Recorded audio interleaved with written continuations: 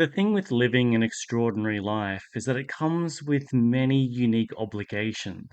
These obligations are burdens as well as rewards in their own way, and they're the price that you have to pay in order to do things that most people won't do, can't do, or just simply aren't aware that they're supposed to do. And one of these things is being able to make decisions, the good decisions, the right decisions, quickly and without too much fuss, without too much drama, and without too much time. Because many people go huge stretches of their lives without having to make an important decision. There's the occasional moment where they have to wonder if they're going to apply for a new job, or if this is the right house for them, or that's the right house for them, whether to propose or not. But you imagine someone like the CEO of a major company or the leader of a large nation, they're having to make decisions every hour of every day. So the more important, the more driven, the more impactful your life is, the more you'll be needing to make the right decisions without without having to spend a huge amount of time, without having to talk things out with people. So you need a strategy, and for most people, they just make the decision. They decide what is going to be best in this context, and they just go for it, which is fine if that works for you. But then there are times where you get stuck. Let's say you have a decision to make, and it's really not clear which option to choose. You're probably aware of most of the obvious options, but there's just something about this decision where it just doesn't, like, neither option feels completely right, or neither option makes total sense. And you might just begin to suspect that maybe you need to change one of those options somehow. Or maybe there's another option that you haven't considered, or that you're getting in your own head, and really one of the solutions is obvious. Um, but for whatever reason you're afraid to make the choice, or you can't see how it's going to work, or there's some obstacle that's preventing you from just simply making the choice. If you're ever in that situation, it's good news, because it means that you're outside your comfort zone, you're outside the limits of what you're normally doing, and you're coming up with something inside your own mind, like some sort of barrier or some sort of old pattern that's presenting itself, and you're not really sure what's going on or why. But here's how you can go about making better decisions, even when you feel just completely stuck, or even when you look at all the options and there's just nothing there. Now I'm going to start with one of, like, the bad but common bits of advice that people give with if you're stuck, and that's to come up with a pros and cons list, which is just awful. A pros and cons list has the aura of objectivity around it. It's like you're describing all the benefits, and you're describing all of the risks or the downsides, but it doesn't, beyond clarifying your thinking a little bit. It doesn't really do anything, and clarifying your thinking is actually fairly overrated. If you do want to clarify your thinking, there are better ways of doing it than coming up with a list. Another common thing that people do is they talk things out with a trusted person, which is great if you have a trusted person and if it's practical to pull them aside and to talk things through. And part of the problem with that is, even if you do have someone that you trust, and even if it is practical to take, a couple of hours to talk things through, have you ever had this situation where you've been describing your circumstances to someone for like a couple of hours, and it's like, here's what's going on with me, and here's where I'm struggling a bit, here's what I'm looking forward to, whatever. And then they say something which tells you that they haven't really understood what you've been saying. It could be that you've done a bad job of explaining it, could be that they've done a bad job of listening, but it's likely just down to the gap between human beings. Someone else can offer really useful insights because they have that different perspective. They can spot problems or opportunities that, for whatever reason, you've just overlooked. But because they have that different perspective, they're also not that intimately familiar with your circumstances, with your problem. So the advice that they give is going to have limits to how useful it is for your situation. Because they'll say something, and part of you goes, that's obviously wrong because of X, Y, and Z. Like I've already considered that, and it's just not a good solution. So here's something that actually will work for you. If you're struggling to make a decision, this is really like excellent stuff. And one of the tips, so if you came to me, you're a client who's seeking some coaching from me, then we'd unpack this further and I'd figure out exactly what it is that you need from me. But one of the likely things that I'm going to offer you is around congruence. Now, congruence is this, you can call it a feeling, you can call it an awareness, whatever works for you, but it's this sense of completeness, of this sense of a sense of yes is a really good way of putting it.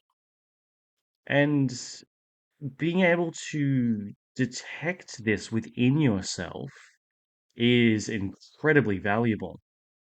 Because most people fall into the trap of, let's say you have to choose between option A and option B. And you think about option B and you're just like, oh, no, no, no. And you think about it logically and you're like, no, that doesn't really work. There are all sorts of reasons why that's a bad idea. And then you think about option A and you're like, yeah, that's better. That's way better. But there's still part of you that's saying no.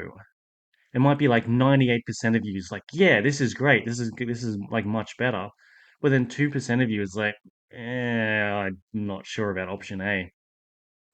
But if you compare that to option B, then it's a no-brainer. Like you're almost fully on board with option A.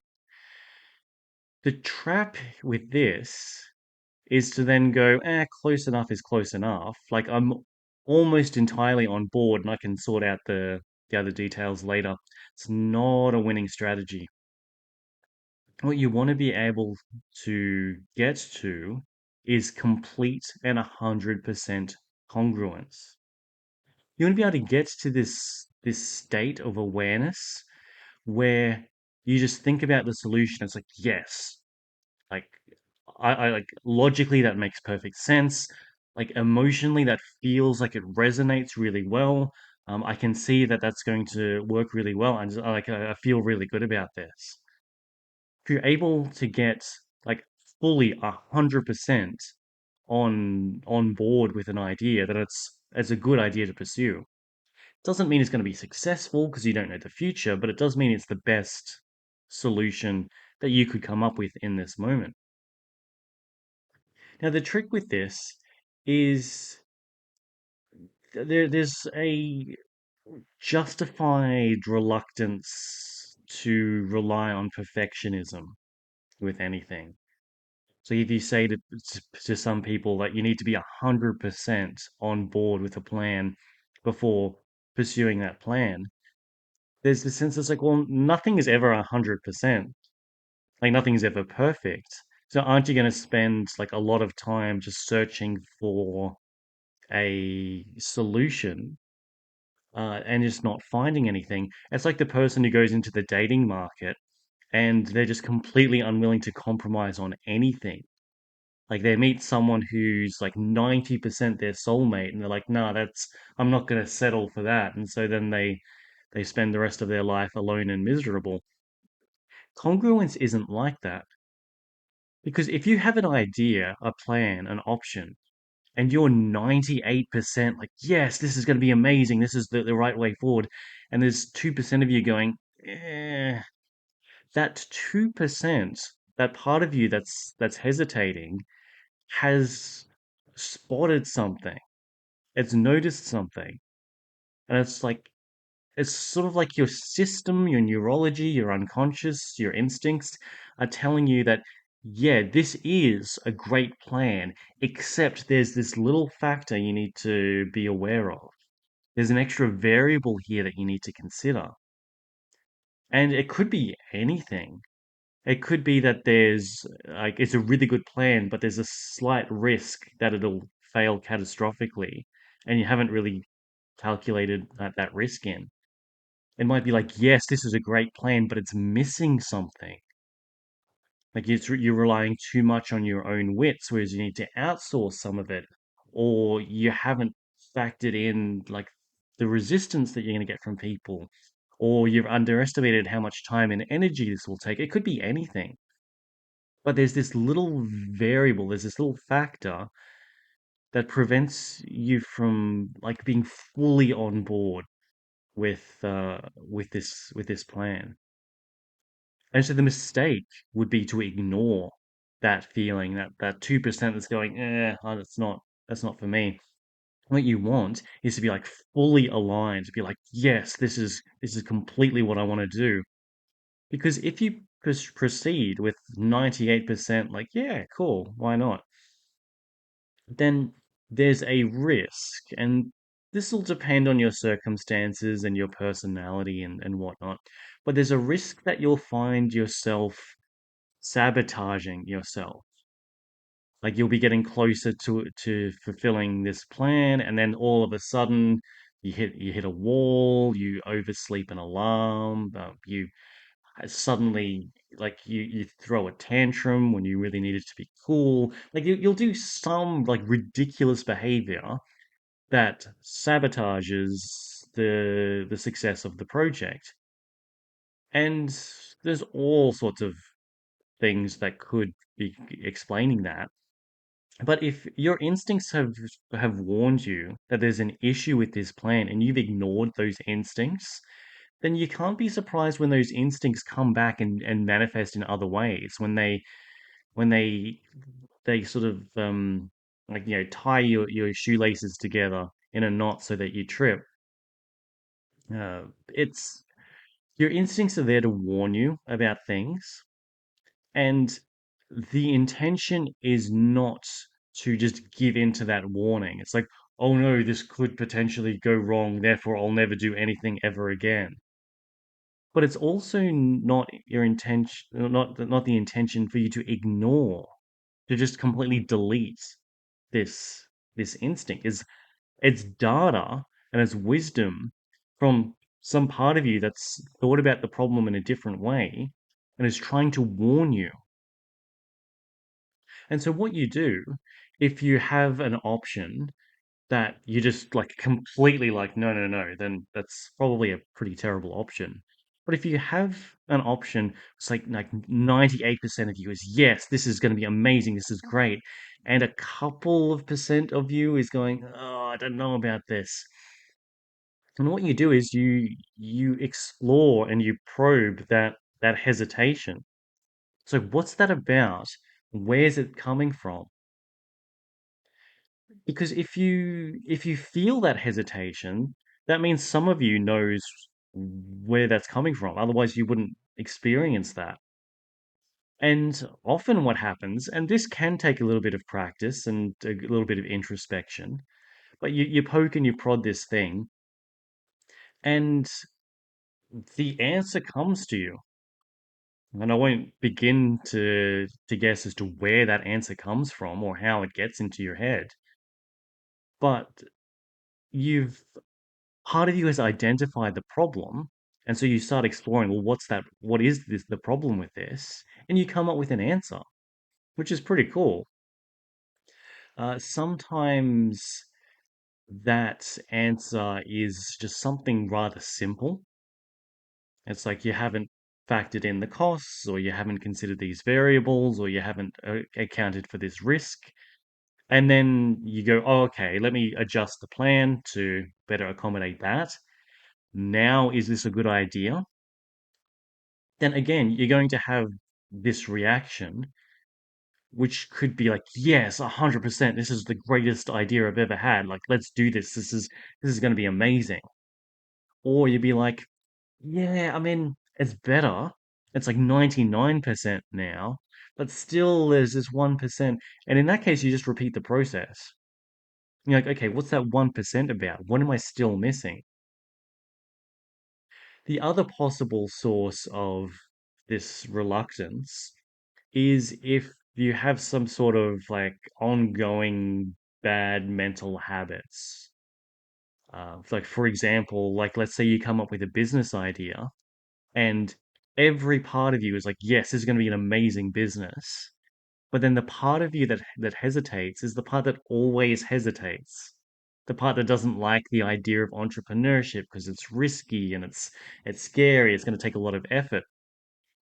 If you want to start a business, run a business, but your reaction to that is fairly consistent, and it's consistently going, "Oh, I don't like the idea of this," then you'd get a lot of work out of resolving that. You get a lot of benefit out of resolving that. And I won't talk about how to do that because that's way beyond the scope of this. But if you wanted to work with someone like me, we could really help you overcome any sort of like these lingering and perpetual obstacles that you faced whenever you try to follow your dreams. And so congruence is a really useful thing to track for because you're either going to uncover your own psychological limitations, like in that last example, or you're going to find things wrong with your plan that then if you tweak, if you modify, if you adapt the plan to accommodate those risks or those obstacles, then all of your body, all of your mind, all of your soul is just like, yes, this is the plan. Like fully aligned, let's do this. And the difference between working on something where you're 99% on board and 100% on board, 99% on board is nothing. That's zero. That's pointless. You're gonna sit down at your desk or you're gonna like meet with people. And it's like, all right, time to do the thing, and just kind of type, but you keep getting writer's block. You try to have a conversation, but it's not smooth. It's clunky. It's you're chatting with the wrong people. You're saying the wrong things. But if you're like fully on board, like it means that like every part of you is working towards creating what you want to create. You know, you're writing the article or you're having the conversation. It's going to just change everything. And when everything in your system, all of your instincts, all of your thoughts, all of your emotions are like fully on board with this, like magic happens and it's easy. Because instead of wrestling with yourself, you're wrestling with the problem and just like magic can happen. So cultivating this awareness of congruence is in itself incredibly useful. And if you just used like a congruence check when making decisions, you'll be way ahead of where you are at the moment. But then there are other ways that you can use congruence as part of like a decision making process. And I won't go into a lot of these. In fact, I might not go into any of them because they're better experienced than explained. And so if you do have like a serious decision coming up, like this is the sort of thing that you need to get right, then being able to check in with your own sense of congruence is going to be very useful for that. But you're also the the ability to come up with relevant ideas to test against that is also going to be really useful. Because if you've got option A and option B and you're trying to like tweak those to see which is like the most like fully congruent, it can be useful to have ways of coming up with like really relevant strategies. Because maybe it's option C that's going to be like, yes, this is 100% it. This is exactly what I'm looking for. And that can, like, for the really big decisions in your life, that can be the most extraordinary thing. Like, there's nothing else quite like it. Now, to bring a biblical perspective into this, it's pretty rare for two options, even just two options, to be equally as righteous, to be equally as holy. There's going to be one option which honors God more, and there's going to be one option that dishonors God more. And you can apply a similar sort of logic to the congruence here, because you can compare your two options and say that one honors God more and one honors God less. And the Bible will tell you to choose the option that honors God the most. If you're putting God first, then those two options are probably not going to be like adequate for what you're looking for. Because if you think about it, just like with congruence, where you want to be like 100% on board, if you have options, you want to choose an option that 100% honors God. If you have two options, one of them honors God pretty well, and the other is like honors God far less, then neither of those options is right. One of them is better, but neither is right. So what you want to do is to explore and to find an option that works for your circumstances, but also one that puts God first. And if you're looking for like a practical tip around that, again, it's being able to tune into your own awareness, being able to fuse your intellect and your rationalizations and your thinking and your logic with like your gut instincts and the felt sense of things and your body awareness.